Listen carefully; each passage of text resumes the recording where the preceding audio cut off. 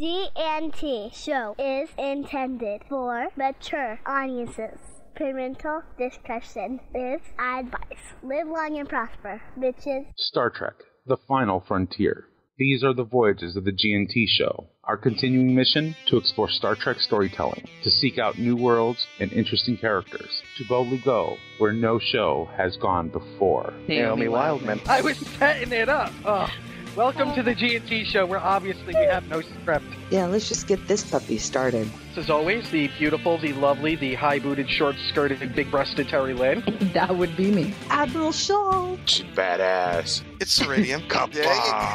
Good morning. It's Sunday on the G&T show. You know the worst part of this morning? It's not the getting up early. It's the fact they're making me wear clothes to do the show. It's time for coffee clutch. Strap on your helmets, boys and girls. It's gonna get rough. Oh, it's gonna be one of those mornings. Let me put on my seatbelt, my helmet with the little blinky light on top. For safety. Well, we decided we were going to do the G&T show. Man. One of the things we said was no standards. G&T show does not go on the air because we're ready. It goes on the air because it's 9 o'clock on Sunday morning. Mike could have snapped by then and killed us both. Pain sticks for Mike, evidently. We have our production meetings on the air. Well, it's the best way to get you to adhere to things. Yeah, you've now set an expectation. That's the thing about the G&T show is we set no expectations. I need more coffee. Wow, I'm trying to figure out whether or not I want to do general news or Star Trek news, and I figured this is Terry having a series of small strokes, actually. Well, it doesn't take long for this show to deteriorate, does it? straight the fuck downhill. I don't always podcast, but when I do, I G&T. Good morning, everyone. Welcome to the G&T show, episode 161. I'm Terry Lynn. Joel Ontrue, you salty bitches. This is Gettysburg 7, also known as Nick. There she is to my left, your right, wearing her cold compress and her water-absorbing eye pads today, Terry Lynn. Good morning. And there he is to my right, your left, wearing his hospital gown, his scrubs, because he's worried about some diseases floating about. Our resident Klingon, Ceridian. I'm talking to you today through my gas mask. Perfect. Brother. Joy. How are you guys doing today? Yeah, how are you guys doing? I'm good. I'm tired, but I'm good. Yeah. Coffee clutch time. What'd you guys do this week? Mike, you want to go first? Sure, I'll go first. I wrote and I finished a story, so I have not actually started working on the rough draft. I'm going through a cleanse right now. Let's see. I finished reading Seize the Fire, Typhon Pack. Oh. I really liked it. It was a fun story. I took my time this time with it. Instead of trying to cram it into a week, it took me 3. Took you 3 weeks, yeah. Yeah. Well, I was reading, I was writing, I was doing a whole lot of editing. I'm basically finished with 2 episodes, with episodes 3 and 4 of Starfinder now. Oh, fantastic. My writing partner in literary crime is going to be editing the 2 crossover bookend episodes for it. So basically my job with Starfinder is done, at least for the time being. Oh, you must be so relieved. So who is your partner in crime and writing? And Ross. It's Gingy. It's Gingy. Yes. Welcome back, Gingy. We missed you. Uh-huh. We did? Our resident, yeah. We did miss him, yes. Yeah. Our resident Gorn, Ross. Whoa. A lot of other people. I think Sunsail might have an issue with that one. Have you heard her Gorn? Yes. Very well done. Well, no, Sunsail is like my resident, my gorgeous woman. You know what I mean? Yeah, okay. Did everybody hear Terry come to a screech, her brakes just screeching as she tried to find her word? She's my resident. Sun is very talented in a lot of different ways. Yes, she and is. But she's not just Gorn. And that's why my brain went on stop. Sun is because Gorny. I was like, she's lots of different wonderful things. Sunsail makes me Gorny. Well, I have to say, in these 2 episodes that I finished editing, she pulled off male Gorn in amazing ways. I'm just saying. I mean, there aren't many people. She's so talented. She's almost like John Barrowman. Oh, wait. Actually. Oh, my. That's great. But welcome home, Gingy. We missed you. What I was saying is that he's back from his latest assignment in the Navy. Mm-hmm. In the Navy. And the pictures are so cute. Their uniforms are so cute. I know. But Yeah. So, like I said, I'm glad that he's back at least for a little while, and then I put him to work. So, yay. yeah, really.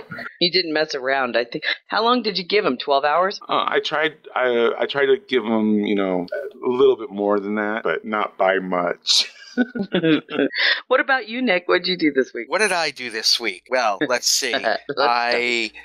I worked and I combated some horrible misinformation that's being put out to the public. It's so bad. It's so and outright lies that are being put out to the public. But let's not dwell on that. You mean I don't need the gas mask anymore? I didn't say that, Mike. Okay. I enjoyed Gotham's second episode. Thought it was very well done. That was really good. I enjoyed Agents of S.H.I.E.L.D. second episode very much. Let me just say, Sky's bangs. Loving Sky's bangs. Speaking of banging Sky. Hey, whoa. Who said that? I don't know. But last night, yesterday, the lovely Kelly Medding came and visited, and we watched some horror, and then we went to Field of Screams, Maryland. I saw some of the pictures that you put on Facebook. It was pretty cool. I cannot begin to describe the hayride accurately enough. You go on a hayride. It had to be good because Kelly posted something on Facebook that was like, "Holy shit, the hayride! Oh my god!" Yeah. Well, see, you're in a big flatbed truck and they've got hay all on the bottom, and you're sitting there with about 18, 20 other people. And, the zombie monster actor people come running up, which, you expect. What I did not expect was all of a sudden they were in the bed of the truck with us. Oh. Yeah. And the woman to the right of me, her name was Amy. We found that out. When they said, "What's your name? What's your name?" And they kept screaming it at her, and she was finally like, "Amy." And they were like, "Amy, come join us, Amy." Oh my god, that's too funny. Each thing you went through, different people would be jumping on the truck, and there was a girl sitting across from Kelly and I who had the most adorable, nervous, scared laugh I have ever heard, and boy, did they zoom in on her. That's great. Every person that jumped on the truck made a beeline for her. That's funny. But we also... I know. Good morning. Good morning. Good morning. How you doing today? There he is. Hey, good morning, guys. Terry, do you want to make the introductions? I would be happy to, but I think that there's a mic that pops open when I talk with our current guest. Oh, no, he fixed it. Oh, are you getting the echo? Oh, yep, we are. Not sure how to fix it, Mikey. I kind of like this sound. It's like the 1970s, 60s, 70s AM radio. WABC! Music Radio 77 WABC. Please bear with us, everyone. It's A Beatles C. Sunday. Sorry. That was it. I was going to say, so what fun things can we do with this sound effect? Oh, yeah. This is live podcasting at its best. I wonder what my gas mask would sound like. Okay, not fun. Okay, how about now? Can you hear me okay? 1, 2, 3. Hear you. So far, so good. A, B, C, D, E, F, G. Talk to us simultaneously. Semblance. Can you hear us? Yes, I can hear you. Yay! Perfect. Yay. All Perfect. right, we're good. Thank you very much. Oh, that's perfect. Now, Mike, are you going to leave this in or edit this part out? I was going to edit most of it out. Okay. Thank you. Most of it. I'll pick the best parts. Mike, why don't you do the introductions, or because I haven't had the pleasure of meeting John. Oh, that's right. That's very true. Well, joining us this morning is the one, the only Captain Carter from Starship Farragut. Thank you, John. Thank you. Yes, joining us live. Very excited to have you with us, and we're very excited about the Kickstarter that you guys have been working on. Why don't you tell everybody a little bit about, I think most people who listen to our show already are very aware of Star Trek, of Farragut, but may not necessarily know that you guys are collecting donations to They would if they listened to the supplemental. Well, that is true. That is true. We do have a wonderful supplemental log that was done by Nick and your team. And but tell us, what's the status? What's going on with the Kickstarter? Well, we're about $6,000 shy of meeting our stretch goal, our third stretch goal of $25,000. That if we meet that goal, that will not only make our film better, but it'll also set us for 2015. We have a lot of exciting projects that we want to do moving forward, and we just want to lock in that 25K and maximize the use of Kickstarter. So, how many days do we have left right now? Let's see. I know it's Wednesday, but in terms of if it's whether or not it's Tuesday at midnight or it's Wednesday at some point, we have 3 days to go. So it ends on 9/16 on Wednesday night. It looks like so Monday, Tuesday, Wednesday. Yeah, that's right. So we've got 3 days left to go. We're at 18,467 right now. We're trying to work to get to 25. I think that is a realistic goal. I know that doing the research on Kickstarter, you have your initial, when you launch your campaign, there's a huge spike. And then the last couple of days, especially the last another day, spike. Yeah. Well, we're going to do our best to make sure that the word gets out. So please, everybody who's listening to us, make sure you share. I'll even put I'll make it easy on you. Oh, you already did. Janet, Jess was already on it, Terry. Jespa is way on it, getting the leave link it to in the chat room. pros, Terry. Leave it to the Go for pros. I know. Tell me about it. They're all over it. John, I want to make sure we give a shout out to Eve, who has done so much to help us get you on. Yes, she has. Absolutely. So, okay, I'm thinking back on it now. I don't know if I had the pleasure of meeting you or not. I do know that I met some of the people from Farragut a long time ago. You haven't, Terry. I've met them at No. This was a long time ago. This was years ago at a less than successful con in LA called Expo Hollywood. Oh, yes. I was there. Were you there? I think it was 2010 or 2011. Yep, Hollywood Expo. Yeah, yeah. And that's where I picked up all of your DVDs. Wow. Wait, tell us about this expo. What happened? Don't leave that hanging. Come on now. Don't brag it. Hollywood Expo was a was it a con of wrath? No, it wasn't quite that bad, but it was close. I mean, it didn't have the attendance they had really hoped for. It was great people. A lot of great people. It was centric to LA because that's where a lot of the actors were at. So it was maximizing all the talent already there. It was a one-day event, showcased sci-fi alumni, and essentially had a big, huge room where you could go and talk to the celebrities, get their autographs, and then they had a dinner, and they had some exhibitors, but we were kind of tucked away from a lot of that. But it was still good to get out there.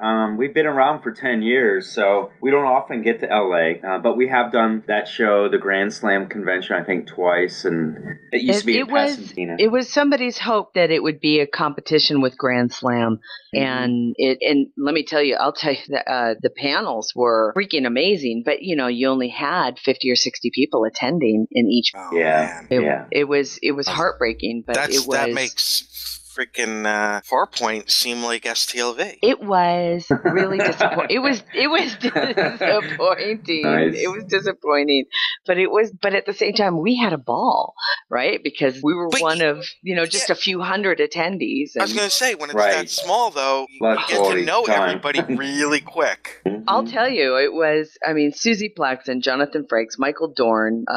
Why are you saying anything beyond Susie Plaxton? Why are you continuing to go on? I want to say Alan and she probably had a 2 or 3 hour conversation. Oh, I thought you were going to say something else. That's between him and Susie. She's on his list. Alan, if you did that, I wash your feet at the feet of the master. Alan is Terry's husband. I was giving him every opportunity to make it come true. Yeah, that's it. That's her husband.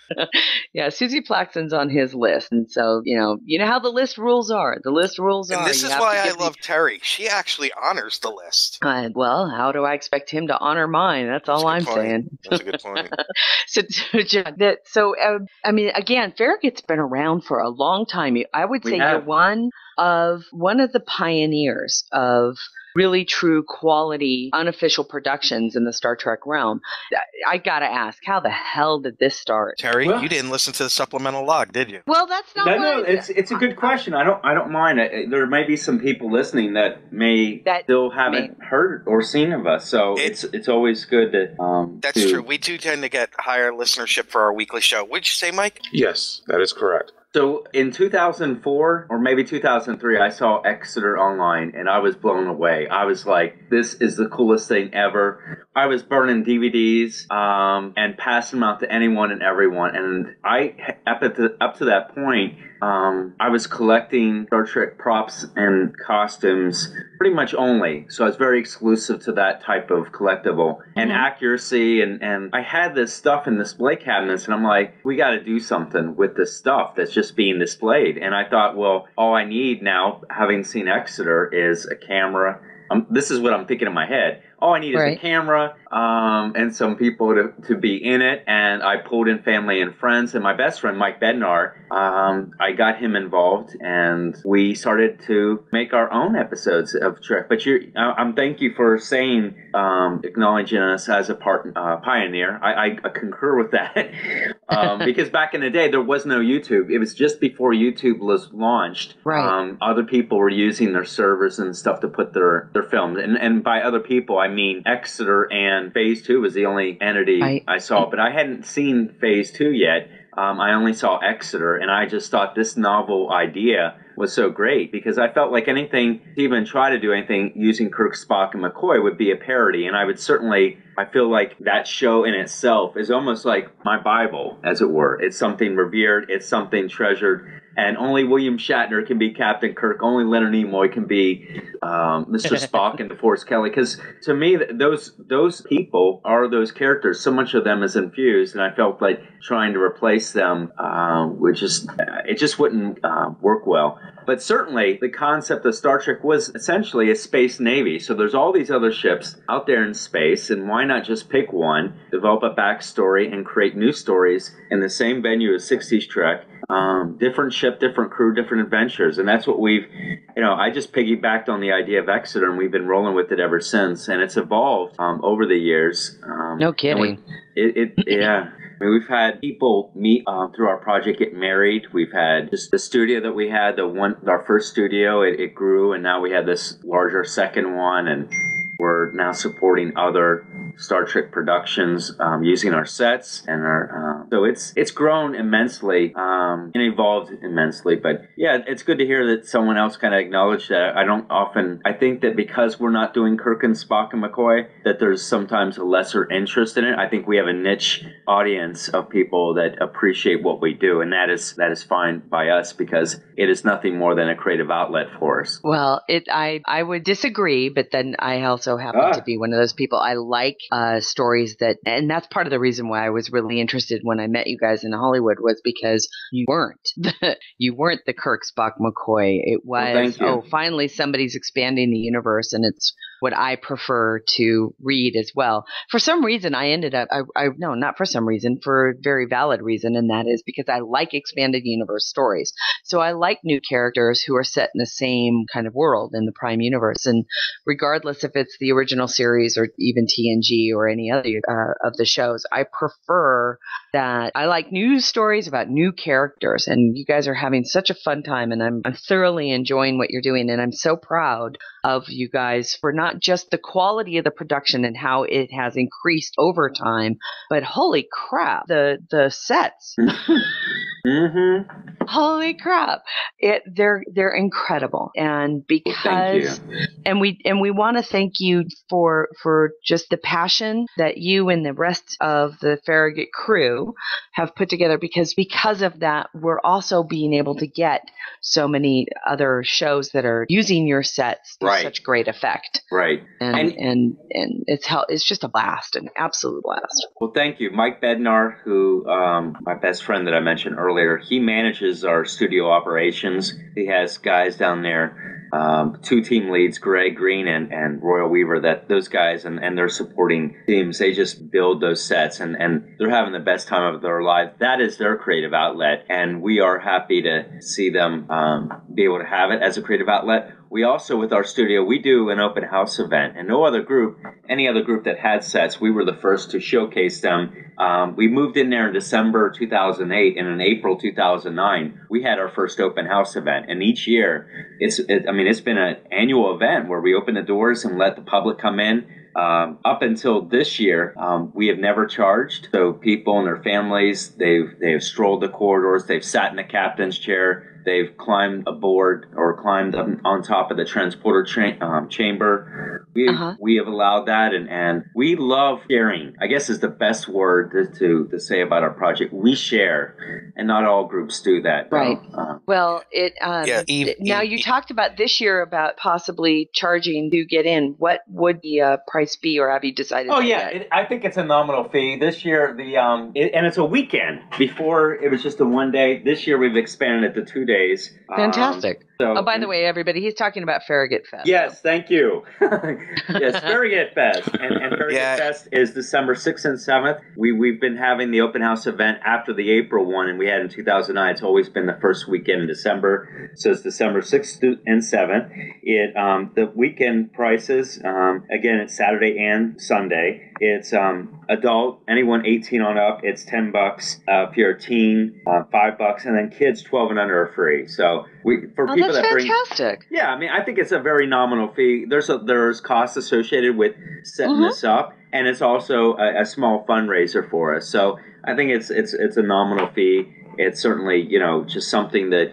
we can we're not going to make a whole lot of money in terms of the attendance. Right. I don't think. I mean, there's going to be a lot of people, so maybe I should take that back. Depending on the outcome.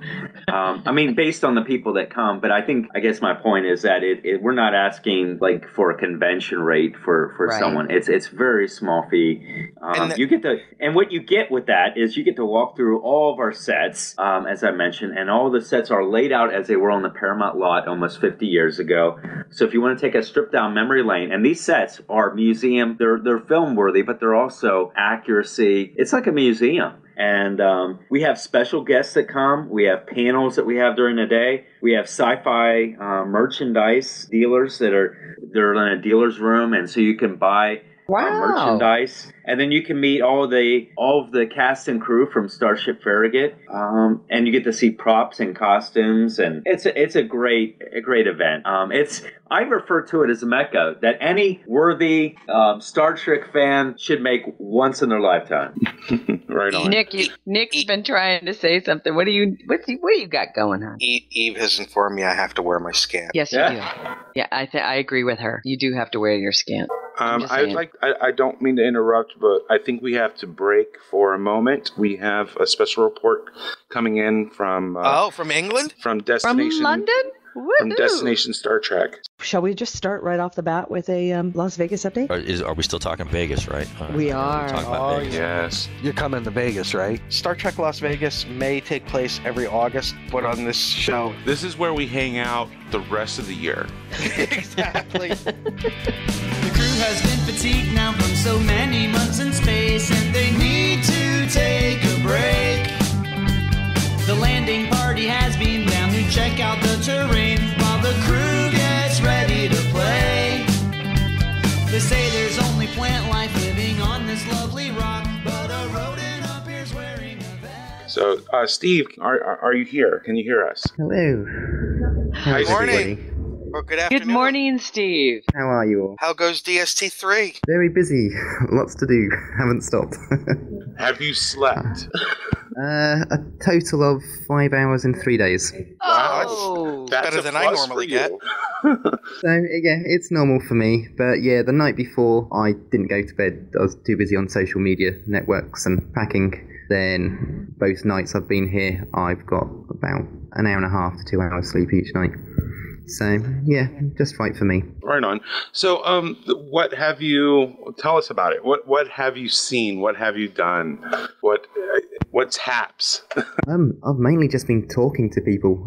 It's so strange how fast time just flies, sort of, especially when you just go up to anyone and just start talking Trek, and before you know it, half an hour's gone. It's just like, next panel or next talk to go to. It's like, it's just sort of non-stop, sort of with the parties as well in the evenings, been getting back about 2 a.m. and then it's just trying to get everything charged up and downloaded, ready for the next day.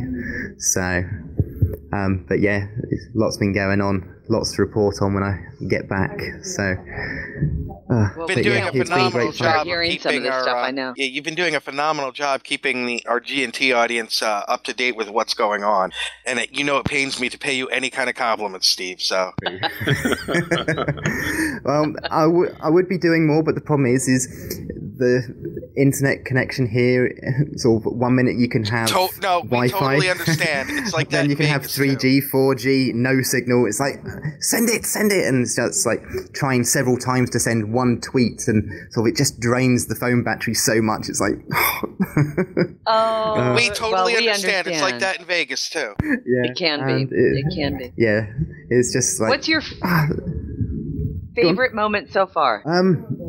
Literally, it is just meeting people. It's just so much fun just to talk Trek. I went to the party last night, spent ages just waiting to be served, and just started talking to this couple. An hour and a half later, we're still just talking Trek and sci-fi. And yeah, it's just so much fun to literally just trek out with people. Now, Steve, has the G&T show press pass been shown the proper reverence it should be? Oh my gosh. G&T bump, G&T bump. Yeah, I've been doing stuff. Have you run across any other listeners of our show? Yes, I have. Even spoke to some people from Star Trek Timelines who said, "Hi, Terry." Oh, we love you guys. Hi, what guys. What the fuck's Timeline? I was there too. Yeah, Katie goes, that's Terry's podcast. I love Terry. She's so much fun. Well, when you next speak to her, say I said hi. Excellent. Excellent. So, yeah, Katie's actually brought her daughter across. And this is why you hate people? Yeah. Yeah. Stowe has a booth there, correct? Yeah, I've spent quite a bit of time there, and I've ended up doing their cruise job quite a lot. People come in, I'm talking to them about Stowe, telling them about the new update, finding out when they've been playing, and sort of helping them out, sort of giving out the business cards. It's the European community team. So, but yeah, they're doing lots of little bits and bobs. They're giving out prizes and things like that. But yeah, it's been great sort of just talking to players and telling them about the content that's coming out. I just came from one of the stage talks it should have been with Tim Russ and Ethan Phillips, but Tim Russ, there's a bit of miscommunication. He's on a plane back to LA already. Whoops. So halfway through, because it was just Ethan Phillips, Robert Picardo came in. So I managed to get the last question, so I asked them about how they felt reprising their roles in Star Trek Online, and they were saying about how it was just really good and how it was just so good, the content that they were sort of doing, and how there's so much variation in sort of all the different things, especially Robert Picardo was going, he got to do all these different bits, like sort of rolling his eyes talk and all the different sort of attitudes. Look at Steve covering like 5 different things in one question. Nice. I know. It's great. So yeah, that was good. Mehmet, who's been helping me out with some of the stuff here, he went to tweet that I just said it, but he goes, I was just so sort of like fanboyed out that you got to ask a question, and of Stowe, that I completely forgot what the question was that you just asked.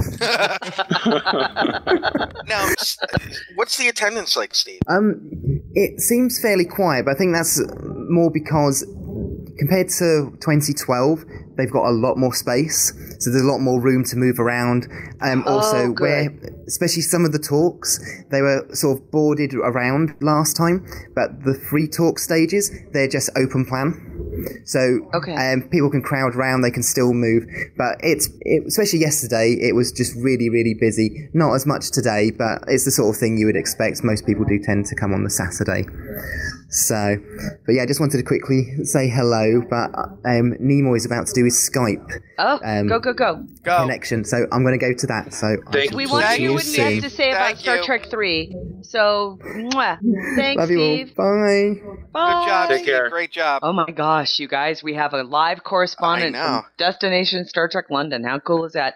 And John, thank you so much for your patience with that. Thank you, John. Sure. We are a global show, believe it or not. That's awesome. That is awesome. Well, kind of And back to that's Star what I'll Trek. be doing from Farragut Fest. I'll be breaking in from Farragut Fest. Wow. We're gonna be having. We're gonna schlep a Ford Nick down there, and not like that's a hard thing, right? I'm a single successful guy. It's fine. Like this is an effort. Like like the Klingons of Long Island. Like this is an effort. John, did we tell you about Klingons of Long Island when you were here last time? I don't think so. I think I remember that. The Klingons of Long Island is an audio drama we're going to be doing about a Klingon family living in Long Island. Oh Modern day. Modern day. Klingons. I've come up with the idea of how they there. So we just got to do the script now. Isn't that right, Michael? Oh my Yes, God. I'm hoping to get started on that. Hopefully, Isn't that right, in the next Michael? week. Yes, it is. I don't do the accent. You normally do. You try too hard. You try too hard. That'd be perfect. And one of the fun things, and I'm going to hold her to it, is Michelle Speck said that she would do a voice for us. Right. We have to get her to do the Klingon computer voice. Oh my God, that would be awesome. I could go record with her in person if you need. Yeah, I'm sure that would be I'm sure so Vic difficult. wouldn't Like kick you, my if you had ass. to record with Eve or anything. I know you. I know you. Hey, look, I'm all about the quality of the project. Well, John, tell us. Oh, look, Jessica says We have hi. to talk about Farragut, my dear. No squirrels. We have to be good. Yeah, but Jessica says hi. Jessica says hi. That's her. Hi. Mad Wolf is here. I guess he didn't die with honor, that racist bastard. Oh my God.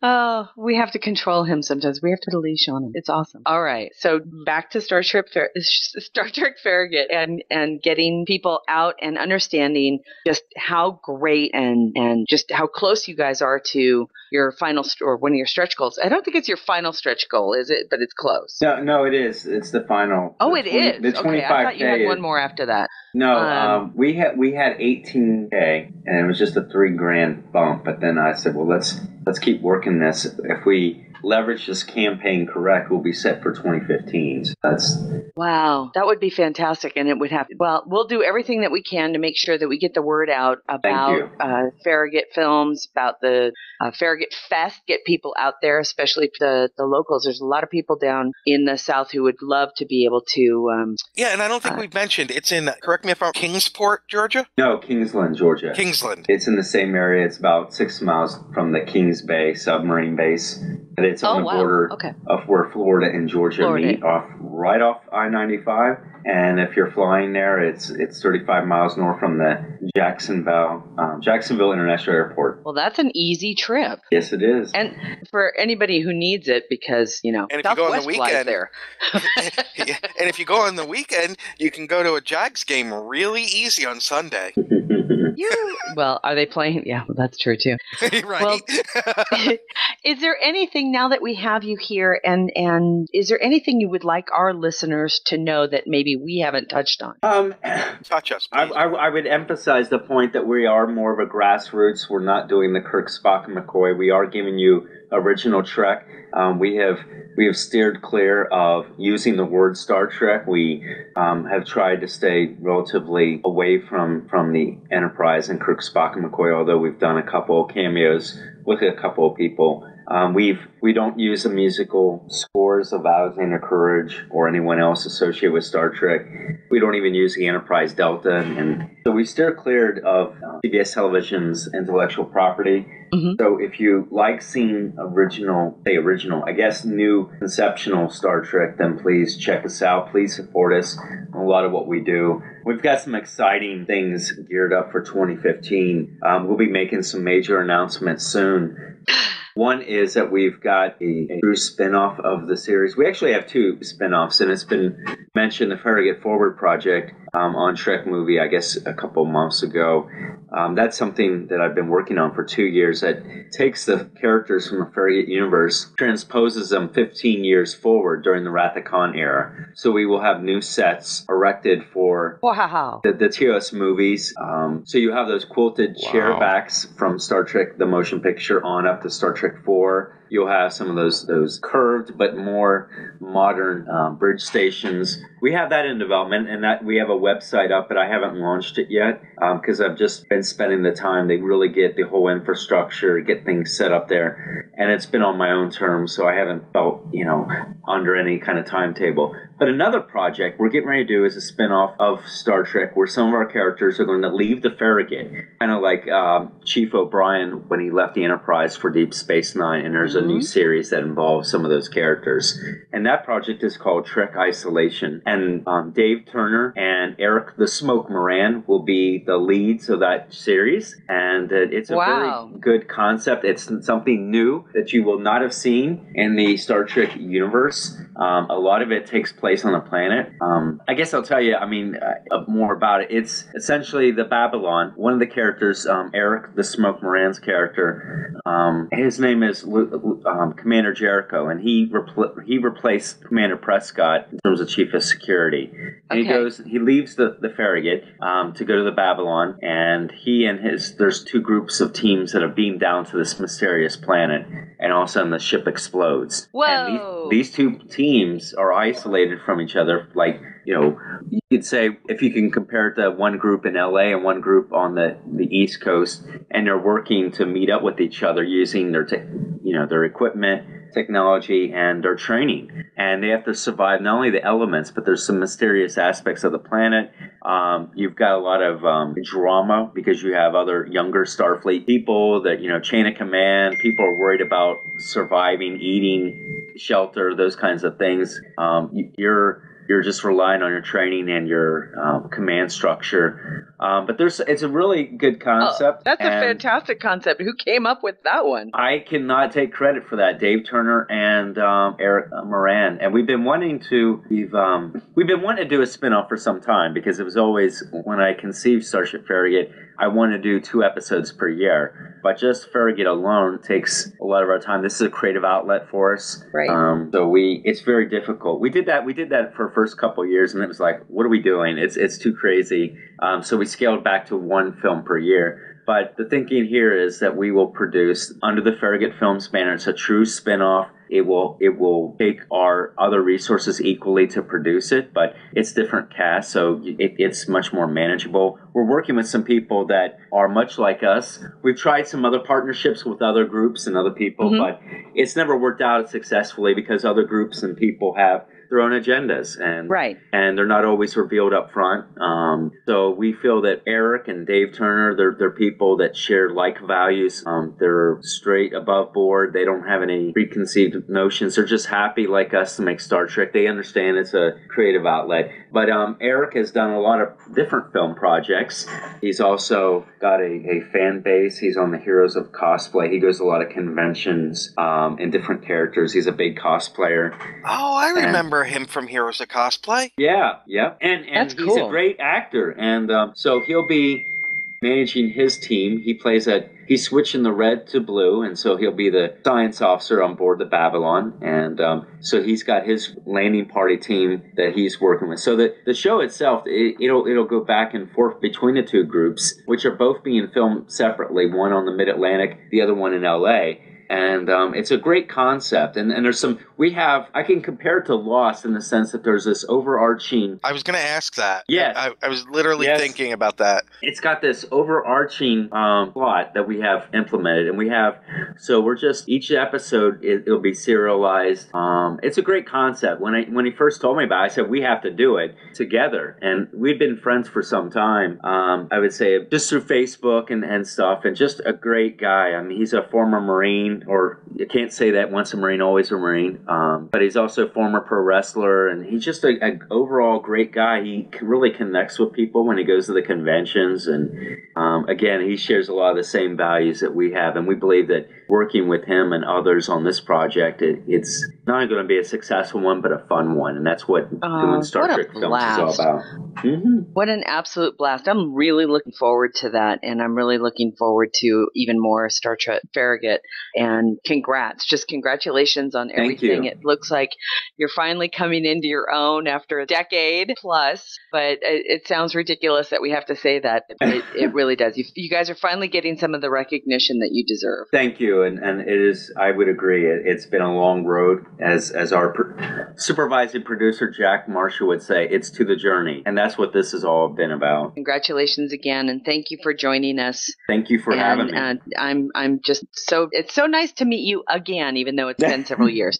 Now, do you want to stay for the show, and or do you have something to do? I've got a lot of wardrobe activity to do today, and some filming some other promo spots for our Kickstarter campaign. We filmed 3 yesterday, and we have a couple lined up for today with people coming over. So I have in addition to our Studio 2 facility, I've got Studio 3 in my garage, and we have a Starship set in there. It's crazy that this thing, and wow. And we're launching it's called Star Kids. I had an idea to kind of help promote our project, make it go viral. We put together with my daughter and I, we kind of drew out some storyboards and an idea to kind of get the word out and make it go viral about our campaign. And we did one video called Star Kids, and essentially the Starburst, it's saving one of the Farragut's crew members, crewman backer from Planet Kickstarter. Well, now we did the second episode yesterday, and it'll be out today. So please check that out. It's a cute film. We've made a miniature bridge set with a captain's chair, helmet, navigation console, and we filmed and everything is all custom made. The uniforms, the props, costumes, and the set pieces are all made with kids in mind. So, and it's been fun. It's been fun. I think working with the kids, especially my kids, as well, has made it more enjoyable. I'm appreciating Star Trek on a whole new level. So, check that out. We've got the one video that's already been done, and the second one will be out later today, and we'll do a major push of that. Right on. Well, it's interesting that you've mentioned your kids, because I would like to take a minute to mention my niece. Katie. Yes, Hi, Katie.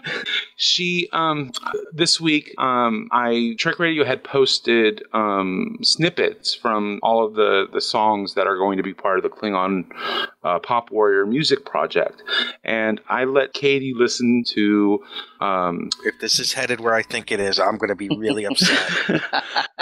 I let Katie listen to the snippet of Let It Go in Klingon. The song is entitled Yabushko, and so I had her listen to it once. She said, play it again. So I played it again, and by the second time, she was trying to sing along with it. Sweet. You know, Child Protective Services can be called for this. I'm just saying. Yesterday, now I had nothing to do with this, because yesterday she had stayed the night, and yesterday she asked me to play the song Let the audience again. know how old Katie is. She just turned 6. Wow, she's getting so old, dude. I know. She did the intro for our show when she was what, 3? 3. Well, yesterday she put together a band. Oh no. She recruited my nephews, who Mason turned 6 today, so happy birthday, Mason, and his 3-year-old brother, Miles. And they are now her backup singers.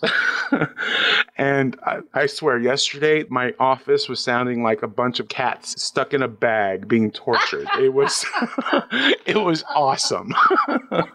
Because they were trying to sing in Klingon. And of course they oh, it was just awesome. I'm sorry, but that's so wonderful. Resident Romulan is not amused. The resident Romulan would be squeeing you'd be pissing in a bucket if it was kids. If they We need to could sing teach that in girl a Rihansu. proper language, like Rihansu. Rihansu, that's right. I have a feeling there may be a music video in their future. Oh God! But that's like I said. I'm not trying to force them. They're the ones that are bringing this up. They're the ones that are kind of getting involved and wanting to hear "Let It Go" over and over and over again. At least it's the Klingon version and not the American version. Which now, John, your daughter, you were doing this. How old is your daughter? My daughter she'll be 7 next month. Oh, that's and, awesome. And she does not like Star Trek at all, but she and I don't push any of this on my kids, but she does see it, indirectly quite a bit.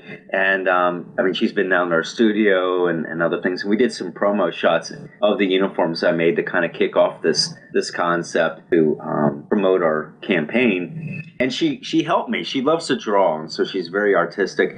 She helped me draw all these storyboards, and we came up with the idea. We came up with the name of the ship, the Starburst, and then the registry number. It was her and her idea. But when it came time to filming, and she's 3 days out, she said, "I don't want to do it." And so we had to leverage our nanny babysitter, who's got like 13. I'm not lying, 13 grandkids in DC. And we just said, bring them on over, and we suited them up, and we worked with them on the first, and we did the second one with the same kids. My son, who is 4, he's got the attention span probably my gene. He doesn't stay focused all that much. He's all over the place. We had him in uniform boat twice, and he comes out, and we put him in the helmsman's seat, and he goes, "I'm so tired," and he just walked off set, and we were like, okay. So we were able to work around, and on the first video, we had him all suited up, and he just he just wants to do other things and play with the iPad or run around and toys and stuff. So we just got him to do this crewman wink thing, and it's a signature. So we have it, it'll be consistent on this film as well. We have a little nod to him as well, but it's been a lot of fun bringing them involved. Who knows, down the road they may appreciate Star Trek from some of their childhood memories and something nostalgic to them. They might have an interest to it. Right. So you know what I just got out of this, Terry and Mike? It's not that different from working on our show. Sorry, John. Oh, did I lose him? No, I'm here, buddy. Oh, sorry. It's pretty much what our show is like, except we should know better because we're adults. Yeah, pretty much. All right. So, but thank you for having me on. Please, come to Farragut Fest. Please support this film. We've got a lot of great things happening in 2015 and beyond, and it's just getting back to our grassroots days is more in alignment with most of our folks, and you'll see a lot more of that type of activity in the Trek Isolation Project. I'm very I'm taking a lot of lessons learned from the Starship Farragut project, whether it's the concept itself, and I've been tweaking it, working with these guys, and they had some framework, but they've been very receptive and open to me providing creative input. Mike Bender and I are our executive producers on this, working with Dave Turner and Eric Miranda. I like to think that I'm working to incorporate things that were some missteps or things that I never thought of early on. You don't know about this. I mean, there's so many complexities to doing a fan film, and I see so many popping up. Everyone thinks they can do a fan film, and you can tell the varying degrees of quality. And we've tried to help foster some of these other groups, to be, because we didn't have that. No one was there to really help us. So we've tried to, pass it forward and work with other people. And that in itself has been problematic because you have people that don't understand about having craft services and feeding people, or you need to know your lines, or you need to have a camera guy, you need to have a DOP, you need to have a production manager. The production manager is a big thing where people just, God love them, they're Star Trek fans, but there's so much involved. And even when I first started this 10 years ago, I was at least smart enough thank God, when I came up with the idea in November 2004 and penned it all out. And at the time, it was Starship Excalibur. But I didn't launch it, Starship Farragut, until July of the following year. So there was about 8 months, I think, of just development of getting the cast and crew together, getting the infrastructure together, getting the website built, learning all that I could about filmmaking, because I had no formal training or education in the art of filmmaking. It was all, I didn't even know growing up I could even be involved in making a film. So, but a lot of people now, it's like there's so many out there that are sprouting up, and I love all this stuff to death. I think a lot of people cop out in terms of doing the due diligence, making the commitment. There's an expectation that others will do things, and you can't rely on anyone but yourself in in doing something like this. Really, it's a lot of tireless, sleepless nights. It's a lot of money. People don't understand. It costs a lot of money to put something like this out, and I took out a lot of money of my 401k initially to get a lot of the things that we needed. And just working it, you have to, having about 5 hours of sleep a night, usually for a long period of time as usual. And I guess the biggest pet peeve I would say that I have, and is looking at some of these, is that they cop out in terms of not building the sets, or they do things that I wish they wouldn't just call it Star Trek, because they won't build the sets right, or they don't build the costumes. They'll go to like Walmart and buy some 3 different colored shirts and wear long pants and wear just tennis shoes. And it's like, what? I mean, call it something else. Don't call it Star Trek. If you're gonna make a Star Trek film project, make at least the try. uniforms. Yeah, at least try. At least try. Try to make an effort. Don't buy a polo and then throw a Star Trek patch on it and call it a day. No, I mean, come on now. If you're going to do it right, or just call it something else. Call it Space Command. Or what I could do, or what I would say, or what I would say, John, is like, look, if you have a great Star Trek story to tell, but you don't have the money to make a movie, write the fan fiction. That's what I do. It's because that's what I have the money to be able to do. But I take joy in being able to support when I can the unofficial productions because of their quality, and they just keep getting better. And Farragut is definitely one of them. And we're so excited for you. So much. And please keep us informed and make sure that we hear. And Farragut Fest is coming up in December, so we'll make sure that we get the info and the links up for that as well. And again, thank you for joining us. We're just tickled that you could help. Thank you guys, and I hope to see you at Farragut Fest. And for all those listening, please check out our Kickstarter page. We just got a few more days to go. We can do it. We can do it. We will get it out there, and we'll tweet. Jespa, you're on it. Thank you, guys. Thank you. You guys have a great day now. Thank you. Take care, John. Okay. Bye. Bye.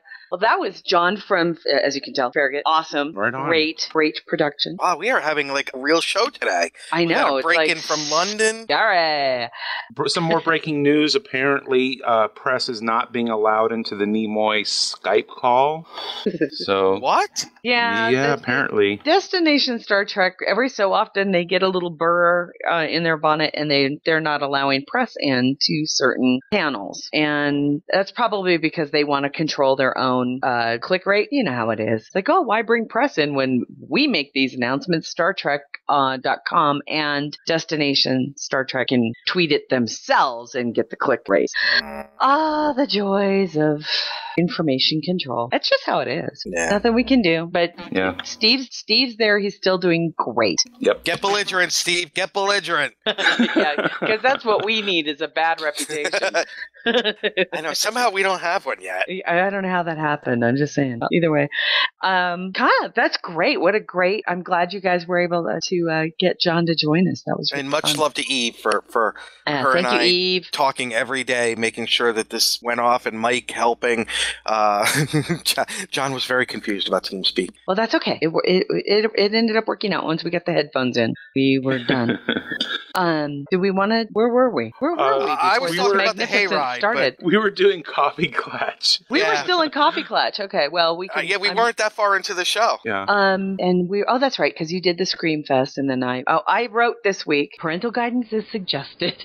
There was a time, not all that long ago, aliens stole my daddy. The spork of doom. Eaten by a big nebula. His big gnashing teeth comes right at your throat. Okay, so we end up going time travel, and then you find out that the guy who planted the bomb, he kind of looks like Crazy Harry. You know, the guy who blows stuff up. A boom, boom, boom, iconic villain statement. No, I can't leave you, Slippy. And he's like, no, don't leave me, Star Fox. And I'm like, oh no, but there's a better one out there. Meanwhile, at the Hall of Justice. My name is Kurt. James. Congratulations, you're fully dilated to 10 centimeters. There'd have to be a big Gorn that walks around going, hey, you guys. I know classical French foil. Dressed like Luke wanting to go to Tashi Station. Coat hanger in one hand out the window. Fucking Marv is just recasting Cheers. I'm up to, I can tell you, do some people know, have I been yakking about it? I've been yakking about the fact that I'm revamping Heritage because, after talking to Nick, actually, a couple of months ago, and we were discussing the destruction of Romulus and Remus brought on by Mr. Abrams. The fact is that the Heritage story really kind of revolves around a lot of Riemann characters, which kind of flows when you realize that their planet's gone. And the entire it does add a new dynamic to the whole story. Well, I didn't realize the amount of work that it would take to go back from the beginning. I thought, I can just tweak it, right? Holy crap. No, those tweaks have ramifications. Everything is so connected, and it's not just the first book. It goes through, all 4 books, right? So I'm up to page 167 of Heritage in getting the new fact pattern out, getting all of my characters and all of the references, because I didn't want it to be the Star Trek Online Romulan Republic, because the way that mine is created is a little bit less cohesive. Happy-go-lucky? Yeah. The Remans are still fucking pissed. The Remans are still pretty pissed by the time this rolls around. So, how do you deal with a congealing, united kind of Romulan Reman effort where all of the colonies are trying to kind of reconnect and then deal with what is an extraordinarily vicious terrorist led by Remans, who, as everybody would know, are mind readers. So how do you get around that? So Beth and her family are trying to deal with that. I'm up to page 167. But what was fun was I was talking with one of the people who read my original draft of Heritage, or my original aspect of Heritage, and they were like, oh, I really wish we could see what the Enterprise G looks like. And I said, well, funny you should ask, because Adam Isle actually created her for me. He was given all of the written descriptions of the Enterprise G in my books. And he and Sean Torunjo put together what is, in my opinion, she's just spectacular. And I've had her for a while, and I kind of pull her out to be inspired again. I pull out these beautiful visuals. But Mike, you had talked about whether or not you could see the underside. Did you see that? Yeah, I had asked if there was other angles, because this one is kind of like from the top, not really top down, but it's from the rear, looking down. So I asked if there was another angle, and Terry and Adam didn't disappoint. No, there's the ventral shot. The ventral shot I put the link into. One of the things that I needed, actually story-wise, was that the Enterprise G is the first cruiser to have this new dual deflector technology that is needed, of course, for a particular, because of this Riemann terrorist group that uses a very peculiar kind of cloak ship. And the dual deflector technology, the dish also has this kind of sensors arrays that need to be kind of going out in a cross pattern, so they can, and that's kind of how I manipulated it in my head. So there's actually a story reason for the dual deflector dish, and I just love her.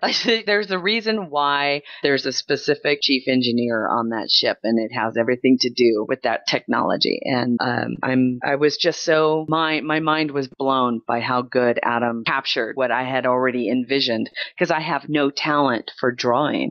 So again, the great news is, guys, Adam works on commission. If you've got an idea or you want it to be brought to life and you just don't have the talent, the good news is if you got money, you can pay for it to be made. Go hit him up. Yep. Go for it. Real quick, before we get into news, I did want to say something that I hadn't said because I didn't realize it. The 15th and 16th of November, when I'm at Great Allentown Comic Con, Mike, there's somebody there. Now, Nichelle Nichols is probably the biggest name there, although Michael Biehn is a pretty big name.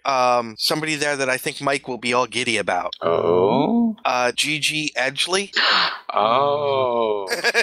Yes. Yeah. She's so sweet. She was in Farscape. That's how I know her from. Yes, and well, she was also the host of The Creature Creator. That's right. Yes, Jim Henson's Creature Shop Challenge. Yeah, awesome. She's utterly adorable. She really is. Yeah, so she's going to be there. I wanted to throw that out there. It's actually a nice little con. You know what I mean? And I don't mean that in a bad way. It's a smaller con, but they've got Nichelle Nichols, Michael Biehn, Gigi Edgley, just a whole the original Power Ranger. So yeah. Oh, Nick, did you get my email that I forwarded to you from Nemesis Studios? Yes, I was out at the Field of Screams, so I have to look at it. There's an interesting invitation in there. Okay. And Andrew, to answer your question, there's no saucer sep on that ship. Oh, and Black Magnum's here. What's going on, Anthony? Hey, baby. What's going on? Shall we get to a little bit of news before the show ends? I have news. I had a grilled cheese the other night. Thank you. Oh, boy. It was midnight. Yes. It was a Friday. I had a grilled cheese. Plain grilled cheese? Oh, I actually got one from Sonic. Oh, like on the Texas toast? On the Texas toast, yeah. Wow. There she is. And look at Andrew Wonders quick with the... I know, Andrew's he must have had that one sitting on his desktop. I was going to say, he had that one actually in his photos folder. What do you want to make a bet, right? You blame him? No, he really is that cool. Okay. Well, she sounds like she's on your list, Terry. I've hugged her before. Oh, bet you have. I don't know what that means. She was probably one of the very first science fiction stars I ever got an autograph from. She's Australian, correct? New Zealand? She has an... I do think she's from down under, yes. She is from somewhere in the southern hemisphere, yes. I just wouldn't be able to tell you if it was New Zealand or Australian or I don't know. She's adorable. Baz or Woody would probably know. Tiny. Oh, is she really? Oh, yeah. I mean, she might... she Joni might Brose weigh 100 pounds. Like, she might weigh 100 pounds. Oh, so like the Orion slave girl. Yeah. You know who I'm talking about, Joni. Well, I know 3 or 4 of them, so yeah. The one from Vegas, the one that did the showgirl. Oh, yeah. Yeah, very much like her size. Oh, okay. Real, thin, beautiful, but just, perfectly proportioned, but petite. So let's get to No one important. I don't know who you are, but that's uncalled for. It has to be Steve. I asked if it was Steve, and that individual said no. Oh, it might be Alan. Yeah, well, that's uncalled for. Oh, that's a good shot, Matthew. Yes, that is a good shot. What am I going to talk about now? Star Trek news, I do believe, right? And there's some big news, actually. Star Trek news. I am so proud to be a talkie geek. We've got our problems with the film, which we'll get into on our dopey little podcast and nitpick it to death. Star Trek news. So congratulations to the always dreamy David Mack. There's Legos? Star Trek news. Yes, the story behind the story. The movie that never was made. They got a Klingon. I know. Sold. Klingon. That's right. I'm going to throw in a Buck Mackay rookie guard. That's right. A Buck Mackay for people. It doesn't get any bigger than this. Star Trek news. Finally, we have heard that Roberto Orci has been confirmed as director for Star Trek 3, and that they actually, and this makes me personally feel pretty good, they have lined up Claudio Miranda to be the cinematographer for Star Trek, the next Star Trek for the 2016 team. He's an amazing cinematographer, director of photography, and which makes me feel good because he's getting somebody with magnificent experience to help him, because this is his first directorial role, which means that he's relying on people who know what the fuck they're doing, which is great.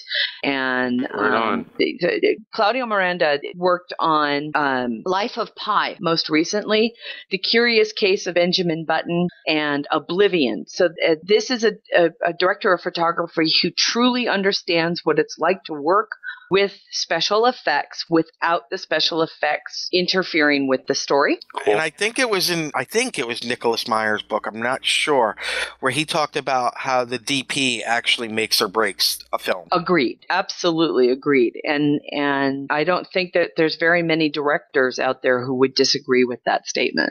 I know Jonathan Frakes has said that many, many times, is because he relied on his director of photography so much that... And I think Spielberg uses the same one for a lot of his stuff because they've got such a feel for, basically reading each other's mind at this point. Minds, right. So I'm hoping that I personally am very thrilled with this news because it means that, okay, well, they're moving in the right direction, and Orsi knows that he needs to get somebody with fantastic experience. And the good news is they were able to get this guy. That's fantastic. We've said what we've said about Orsi in the past, but I can't imagine the pressure he's putting on himself for this. Well, and you know what? I dream. appreciate that. I appreciate that. It is. So he wants it to be right, and I respect that. And the technical side of this is just as important because look at Star Trek V. Yeah. What happens when you don't get what you want in that regard? And talk about it. That's the problem that I have with some of the Star Trek films that don't live up to my standards, which are horrible. Are the films where there was such great potential and they fucked it up.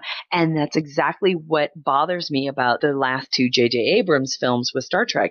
It's not that they didn't have amazing potential, but they shit on the potential. They just took a big dump on it and said, it's all about popcorn and, we'll just get our money and leave it out there. And who cares if they have any longevity? Because they don't. And I'm hoping that this one does. I hope that Orsi realizes that not only could he get more directing jobs if he does really well, but he might actually be able to save the IP for Paramount. We'll see. It's a big job. No pressure. No pressure. No pressure, Bob. Some news out of London, which I thought was very sweet. Somebody followed in your footsteps there, Nick, and proposed on the bridge of the Enterprise at Star Trek Destination Star Trek London. This is, however, believed to have been the first same-sex proposal on the bridge, but it's very sweet. Great article about a couple in love and Star Trek fans. And yay, congratulations, you two, Tom Jenkins and Jonathan Lilly. Awesome. Followers. Followers. Last week we talked a little bit about William Shatner, quote unquote, confirming that he had been approached by Roberto Orsi to appear in the third movie. What I thought was interesting too was I guess it might actually be both him and Nimoy, and that an appearance may occur, and that there is allegedly there is a really good story reason for their appearance. What I thought was quite interesting was William Shatner's quote where he wasn't so sure that was possible. I loved the quote where he even said, he goes, "They might want Leonard and myself in it," Shatner said, but I'd love to do it. But how do you get me 50 years later into the movie? How do you rationalize it? I know it's science fiction, but even I couldn't come up with an idea. So that's the news on that. I still like our idea. Mike's idea of having him as the uncle, I liked a lot. Yeah. But I like our idea of just having him as a janitor or something in the background. Hey, why not do like a Stan Lee style cameo? Right, exactly. Boom, you nailed it. Just have him come up and be like, "Do you know where the club with the Orions is?" And then he walks away. That would be really funny. That would be really funny. Or how about this? And I'm totally serious on this. A Star Trek in that time, a Priceline commercial. Product placement at its worst. Like just playing on a monitor, somewhere. That would be so fucked up. It would be so fucked up. Oh, what else is going on? In style of Futurama where it's just a head in a jar. Oh, he could be the big giant head. Mad Wolf, what you talking about, Willie? Yeah. Okay. Oh my God. The StarTrek.com has a little snippet about an ad that both Nimoy and Shatner appear in for a new Volkswagen ad, which I also thought was kind of interesting because there is some actual IP tie-in. It's not just Shatner and Nimoy, but there is definitely music and uniforms from Star Trek involved, which means that there was a nice little licensing agreement between I always, how I pick up on that shit, the Volkswagen and Star Trek connection. So what do you want to make a bet that a Volkswagen will make an appearance in the next Star Trek film? I hope it's like floating in space as like some old beat up derelict. How in the hell did this get out here? Oh. It's a cabriolet. It's not a rabbit. Right, Black Magnum? It's not a rabbit. It's a cabriolet.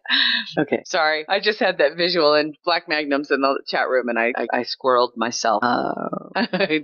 And I think that's kind of it. Now, the only other thing I wanted to touch on was what we could do for our discussion, but is there anything else we want to talk about? Because news is over with. We could talk about Star Trek Online news, because there's some of that.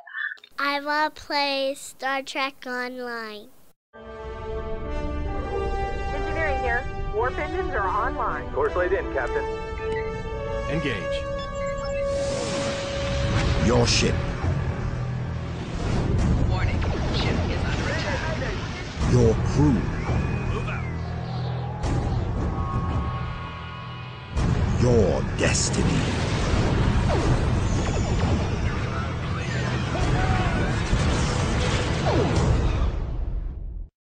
Star Trek Online news? Cool. Yeah. Oh, okay, cool. Star Trek Online news. Well, they have a booth at Star Trek London. Who knew? Terry, we've covered that. Come on now. Well, I jumped into Star Trek Online yesterday to start my R&D projects and to get my duty officer projects done. And that's pretty much all I'm doing lately, is signing on, getting those done, and then signing off.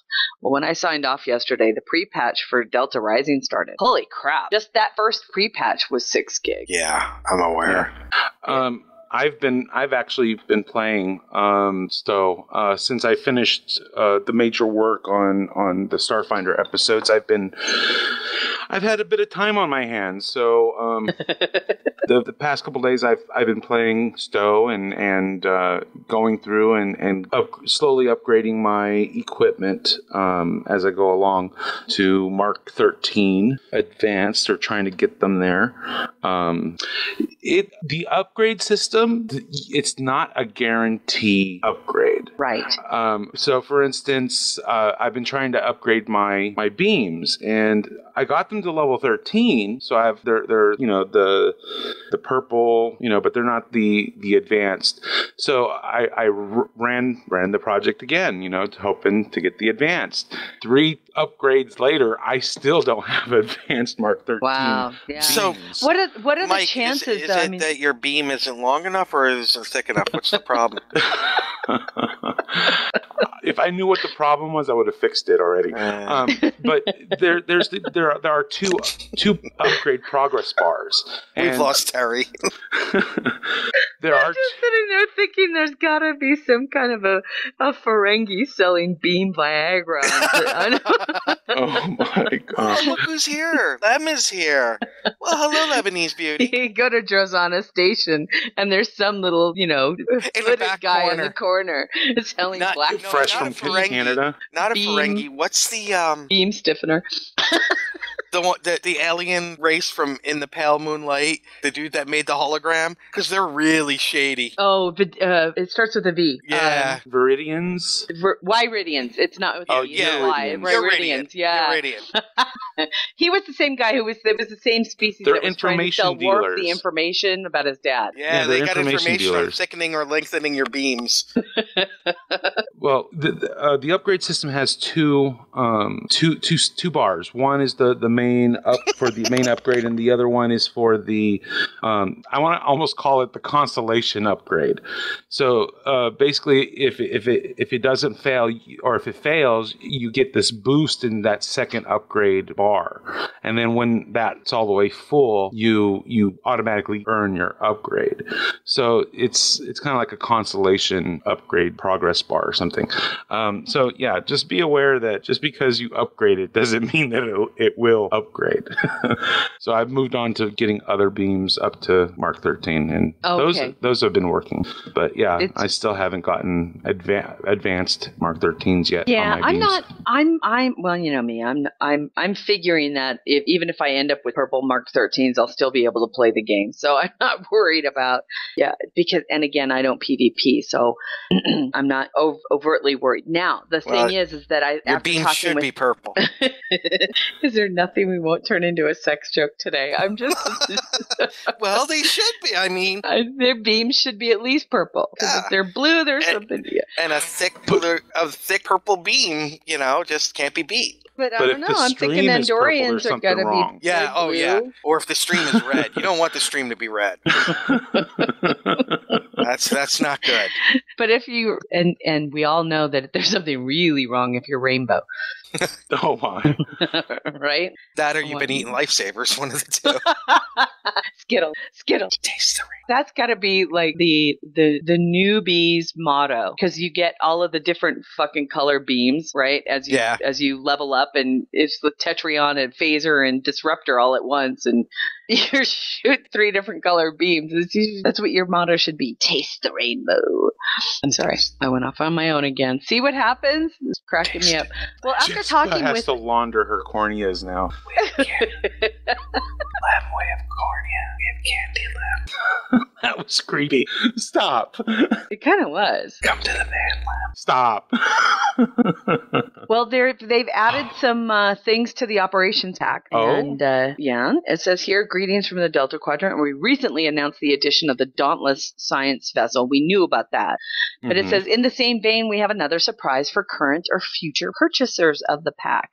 The intelligence uniform has been added. So they've added another uniform. So God forbid everybody at Caspian has to get it now. So awesome. That reminds me. Where are the uniforms? Like I said, I've been playing a little bit this week, so I actually have been going back and doing some old missions and stuff, and I came across the Is that real? Sorry. Early Skittles missions. vodka? Is that real? Yes, and we'll talk about that in a moment. But Mikey, what? I came across one of the early missions where it takes you to the tailor for the first time, right? Not that I've never have been to Taylor. Yeah, really. But so I decided why not? It's been a while since I had a change of costume, so I went in and holy smoke! My Klingon Charlie Sheen, he has so many costume options. I just went. It was oh my God, amazing. you haven't been there in a while. Oh my gosh.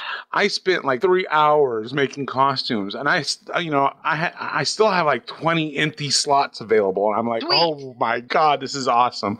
So yeah, thank you. Klingon I feel the costumes. same way. My advantage was at the beginning of this game, I didn't know anything about anything, and so I thought, I have to buy all these costume slots, and I know me, I'm gonna need a lot of them. So I think I bought 50, and I still have 22 open slots, which is really amazing. So my Fed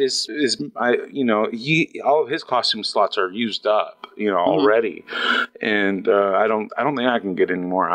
Maybe I can, I don't know, but yeah, my Klingon though, he has been in need for a long time, and you have some patching and stitching to be done on that uniform. And like I said, I'm just pleased to see that when I checked it out, I was pleasantly surprised. Matthew Anderson? Wait, what? You've got I'm sorry, Mad Wolf has 100 uniforms. I love that. That's awesome. That's awesome. I love that. Oh, it's easy. I've got I think Satan has like 35 or 40, but really, I only wear like 2. But ever since the Odyssey uniform came out, I have been pretty stable with what my characters wear because I love it so much. But I know me. Another one will come out, and I'll probably. When I beam down for an away team, I put on the Odyssey Tactical. Otherwise, I'm in the the shipboard one. Go ahead. I do want to congratulate Caspian. Yes. Yes. Congratulations, Caspian. We are on the cooldown for Tier 5 Starbase. And once again, thank you to everyone who helped us rebuild. We wouldn't be here without you. And you saved our fleet. Thank you. The Intelligence Uniform Pack comes with an eye attachment, 2 jackets, a pair of gloves, a belt, trousers, and boots. So that's the new added option or thingy. The new added thingy for the Delta Operations Pack. That's true. Kester just said her and I have a lot of twin costumes. We do. So, like, Satan will be wearing, and her character's wearing the same thing. We look so adorable running around together like that. Right on. Star Trek Online is also giving away through its social media outlets some Delta Rising Operations packs. You can enter by heading over to their social media hubs, and all entries to each social hub will be compiled by Monday the 13th of a week, and one winner for each hub will be selected at random. What was that? I need to get involved with these because I want the operations pack. And you have the choice. You need to be able to hook up with them on the Star Trek Online forums, Facebook, Twitter, Instagram, Steam, and YouTube. That would give you what looks like 6 chances. Cool. And that's kind of it for Star Trek Online. We haven't asked Dayton. And I'm so excited. Sorry, I didn't mean to hurt your ears. I was waiting for the apology. That was subsonic. Yes. Especially at the end there. Did you see who's here? No. Our special guest this week, none other than the man, the myth, the legend, author extraordinaire. Just ask him, Dayton Ward. Up in here, up in here. He's delicious.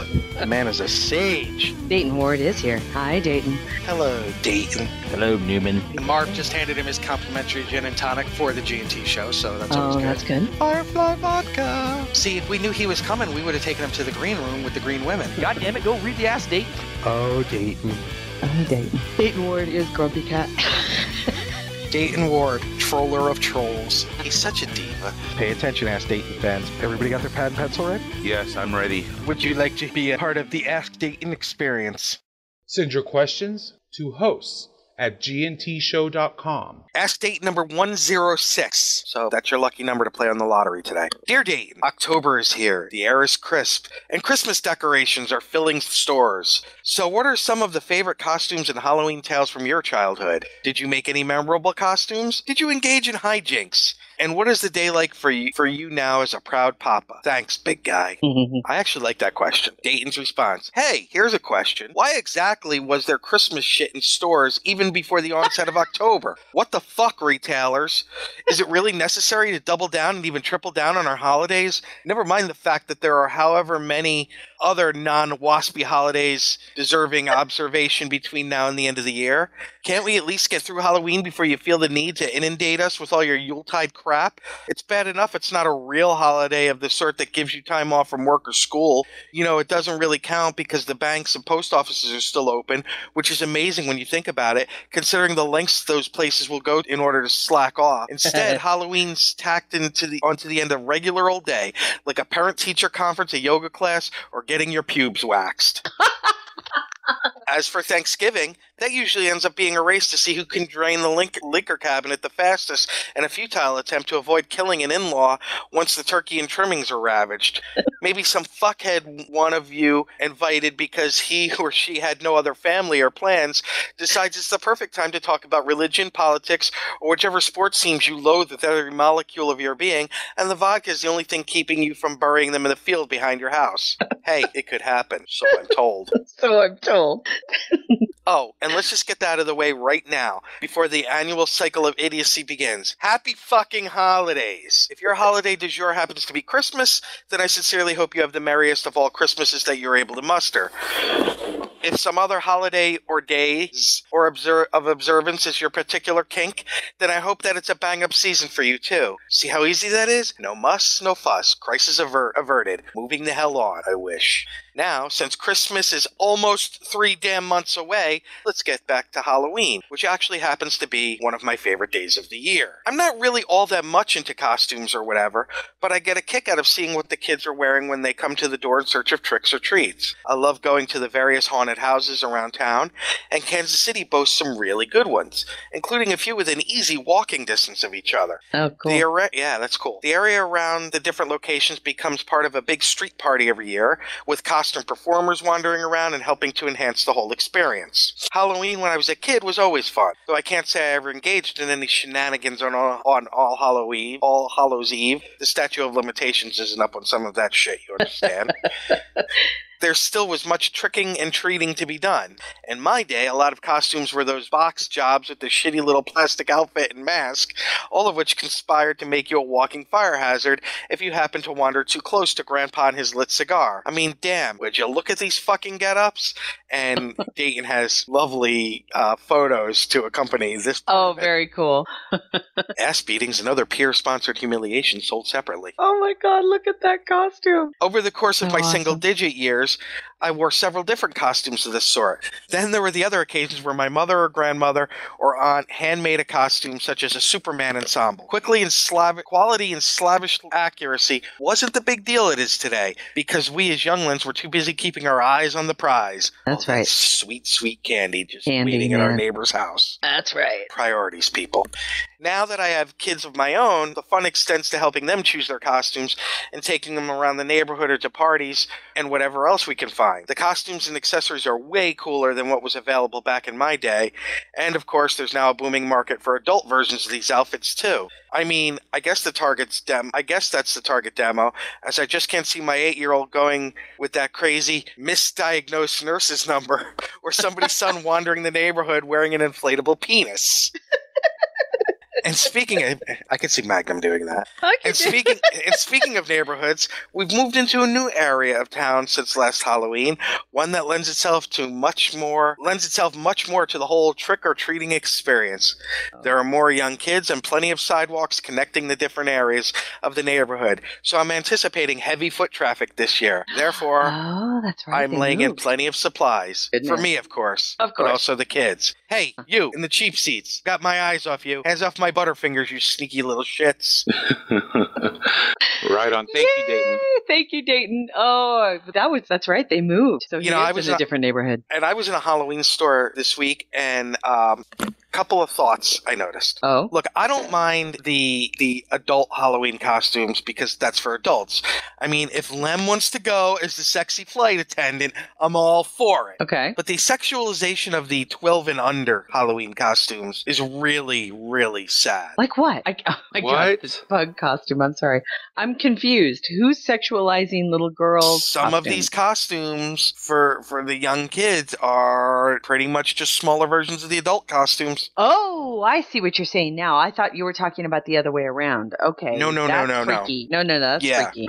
That's uncool. Yeah, that's very uncool. Ew. The other thing is, and Lindsay and I were at the Halloween costume store, and Lindsay wears glasses. And Lindsay is an extremely brilliant woman with 2 master's degrees and works in the lab and all of that. And she pointed something out to me that I don't think I would have noticed. You don't see any costume with glasses that doesn't have the word nerdy in it. Yep. Yeah, see, Matthew, I'm fine with that for an adult. I'm fine with that for that adult in particular.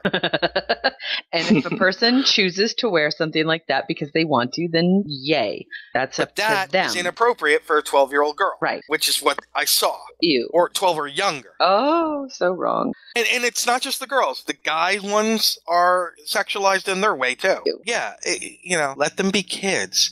Don't make Dayton have to kick your ass. Thank you, because, well, I'll pay Dayton to kick your ass for that. You'll pay Dayton to kick your ass is what you'll do. Notice the silence of consent there? I'm just smirking. Yeah, you are. But yeah. So usually I'm the one who charges for it, but Right. The show has taken some ugly turns today. It really has. It really has. But yeah, so Halloween coming. Okay, Terry, yes. best Halloween costume you ever wore? Guinevere. It had to be the year I went as like Guinevere. I had this beautiful, beautiful Renaissance costume. I actually still have a picture of it up at the house, here at the house. I still have the picture of it because I really enjoyed that. So my hair was really long and straight. It was just a really great costume. It was also probably one of the best Halloween parties I'd ever ever been to in my life. Fun. It was just really fun. We had a good time. Somebody came as a box of crayons. Somebody came How as a old plane. were you at this point? 19, 20. What? No, were we drinking? We might have been. Yeah, we were of drinking age. We were definitely of drinking age. So we were 21. And, but it was, again, probably one of the best. Did everybody notice how Terry covered for herself there? 19, 20. Wait a minute. Were we drinking? Oh, definitely 21. Yes, because we all know that no one under 21 ever drinks. The reason why I remember this is because, believe it or not, we were old enough and mature enough, and we thought it was cool enough that we actually invited our parents to this party, and most of them showed. That is cool. Now, Mike, your favorite or best costume that you wore? I don't really do the Halloween thing. Was it the dead carcasses of tribbles? I'm usually the one stuck at home handing out candy. Oh man, but that can be fun too. I love getting out candy at the house. I enjoy getting, seeing all the costumes come up and all the little kids and the baby arm sticking out of the pregnant lady's belly with holding a little thing of, a little jack-o'-lantern. I kind of like that, That's fun. What kind of free town do you live in? A very freaky one. Ironically, that wasn't a Halloween costume. That was yesterday when a woman Mine was, I was in 4th or 5th grade, and I had one of those plastic masks, like in the photo Dayton. Hey, Erica! Erica. We love her. See, Mad Wolf posted that. He doesn't realize that's like a really good friend of mine. Yeah, we know her. She's awesome. Cool. There was much furrowing of brows when her and I hung out that entire convention together. Yeah. But I had the plastic mask, and I was the Fonz. And I even had a little leather jacket. The Fonz. See, the plastic masks, those were, of course, that was the big thing. You believe it or not, those were... Let me just say this, Terry. Growing up in New England, the plastic mask was actually a help because it would be so cold. And you would be sweating inside that mask. Yeah, it's true. It was it was also kind of, it sounds so weird now because you think about it with the way things have changed. When we were little kids, it was considered to be it was almost like a rite of passage. If you had enough money to get the plastic mask, you were, kids were so cruel, right? Oh, you don't have enough money to get a plastic mask. The worst part is I remember going up to one house, and I'm the Fonz. I'm in a leather jacket. She opens the door, and I remember this so clearly. I go, trick or treat, it's the Fonz. And she says, "Are you supposed to be Frank Sinatra?" Are you kidding? Oh my gosh. Oh, that's just so wrong. And I think it may be like 10. I may have said, "You stupid bitch." No, I didn't say that. But I was like, I'm the Fonz, Oh, too funny. Too funny. Well, in the chat room is a photo. Yes. Hey, the people are talking about Erica, and I mean this. Be nice, because that is somebody very special to me. That is a very good friend. So you be careful. She is one of the sweetest. Erica is a prime example of the, she's just here for the attention. Remember that, Terry? Yeah. Don't even start. You know how I feel. I got angry too. And the women were far worse than the men. Oh, because what? Because we're trained to be that way. Oh, but she can't be a real fan because she's beautiful and has big boobies. I know. It was.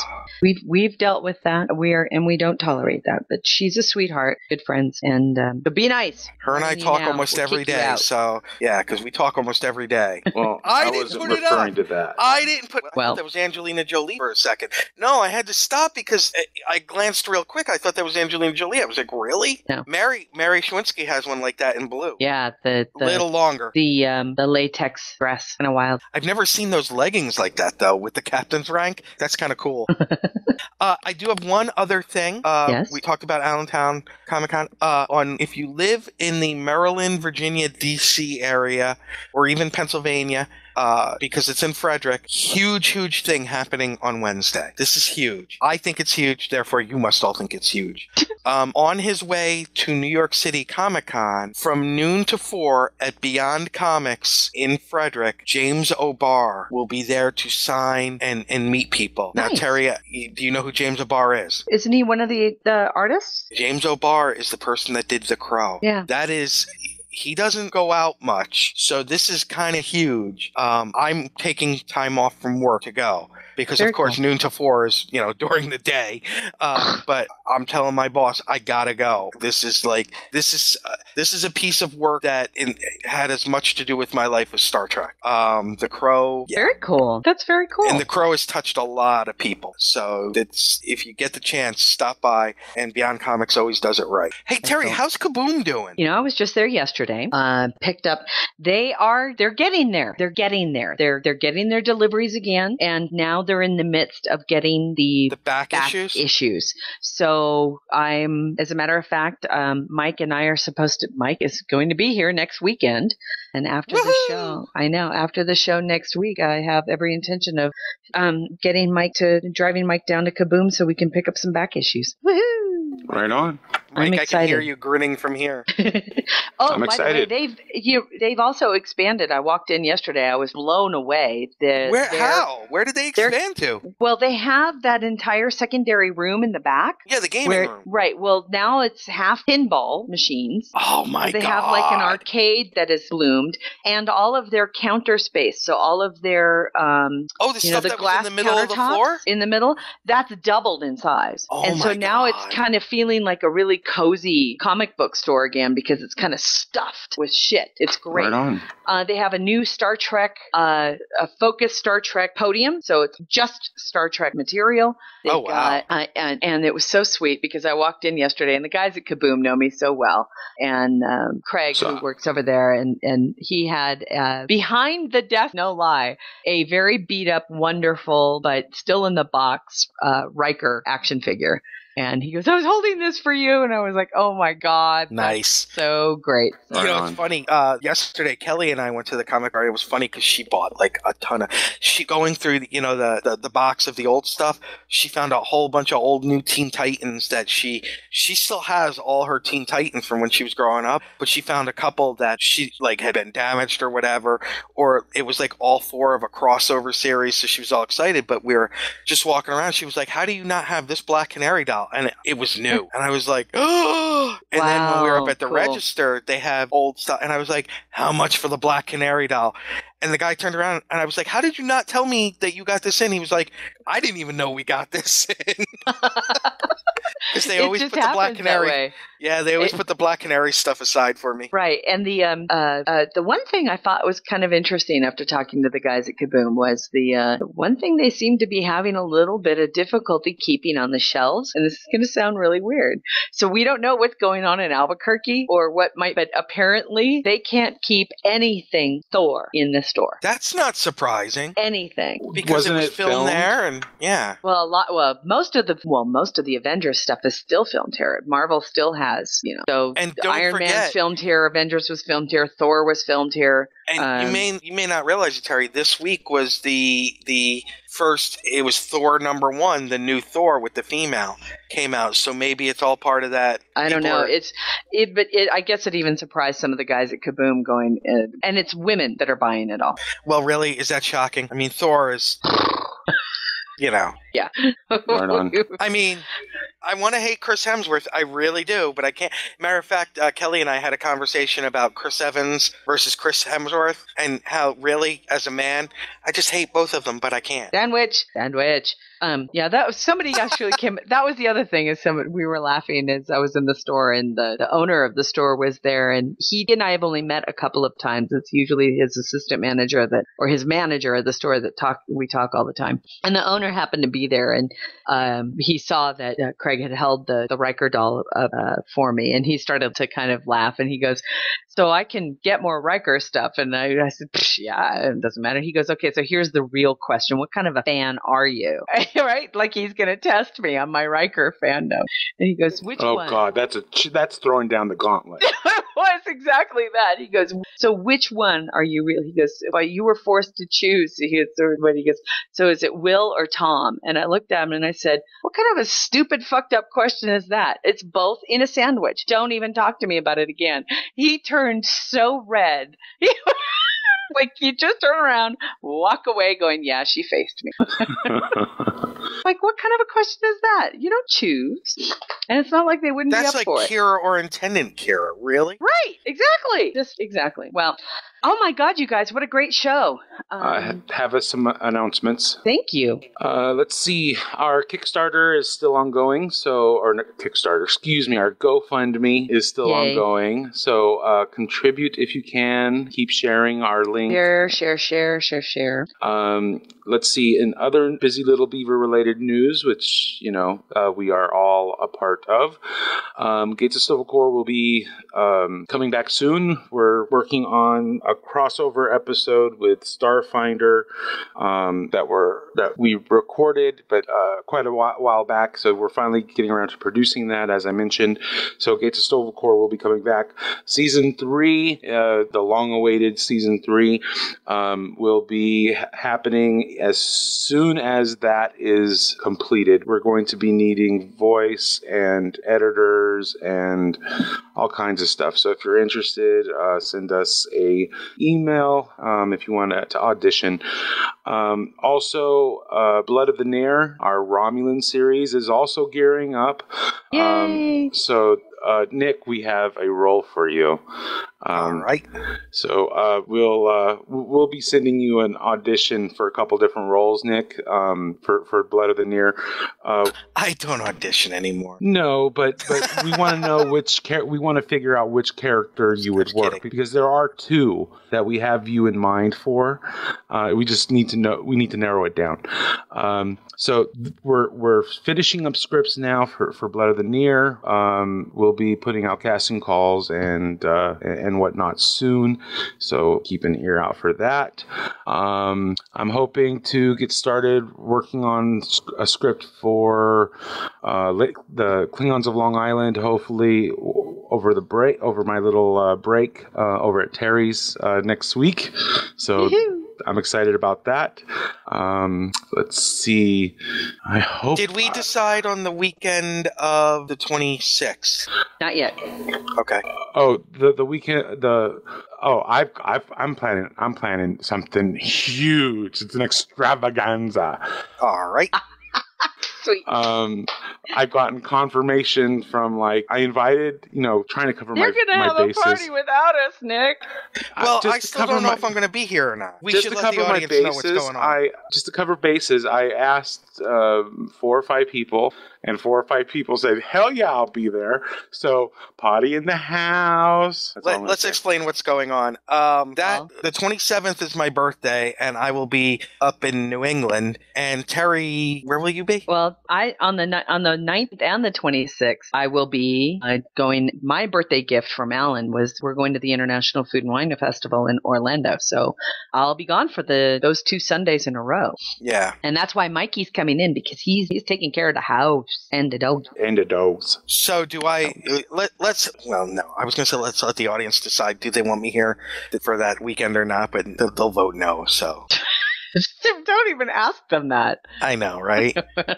Party like a Klingon. It's going to be a Klingon version. You know that's what's going to happen. Jesus Christ. It's going to be an all Klingon D&T show, which would be pretty fun. No, it won't.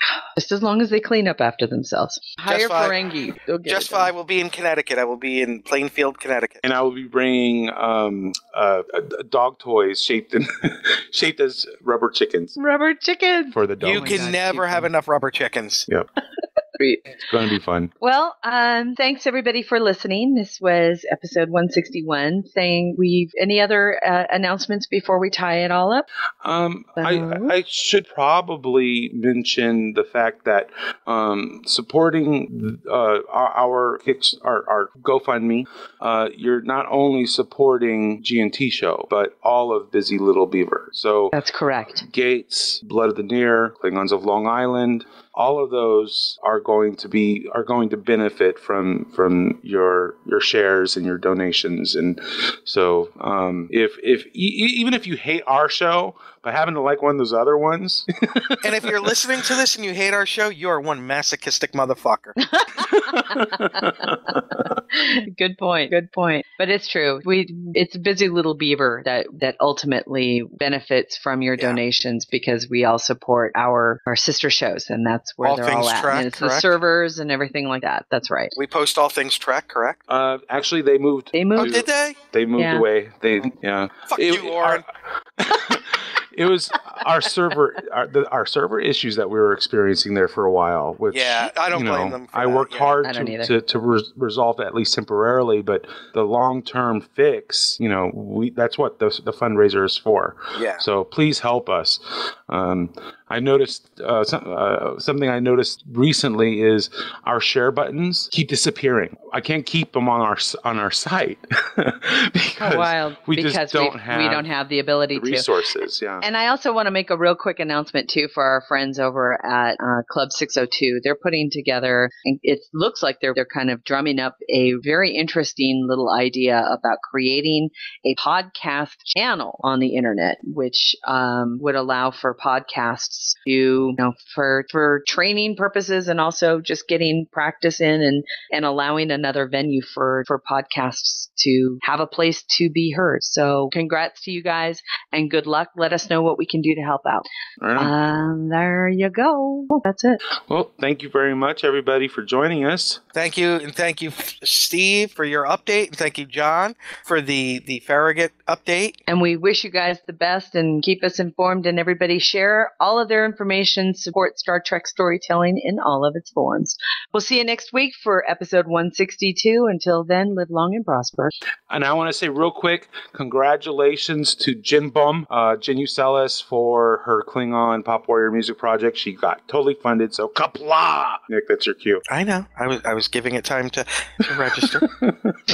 Joe Lantro. Music for the G&T show is provided by Warp 11, Grethor, 5-Year Mission, and Andrew Allen's Smooth Federation. G&T Show is a busy little beaver production. Gonna take a 5-year tour. Boldly go where no man's gone before. Gonna travel to the end and make new friends. Move ahead, walk factor 10.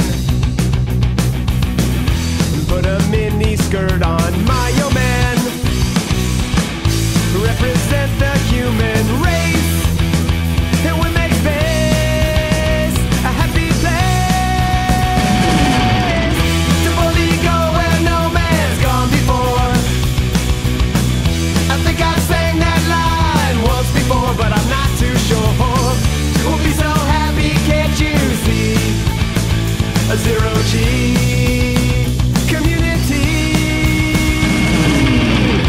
gonna travel to new worlds. Beam on down and meet some green girls. Gonna see what we can see. A fancy free galaxy. To boldly go where no man's gone before. I think I sang that line once before, but I'm not too sure. We'll be so happy, can't you see? A zero-G community.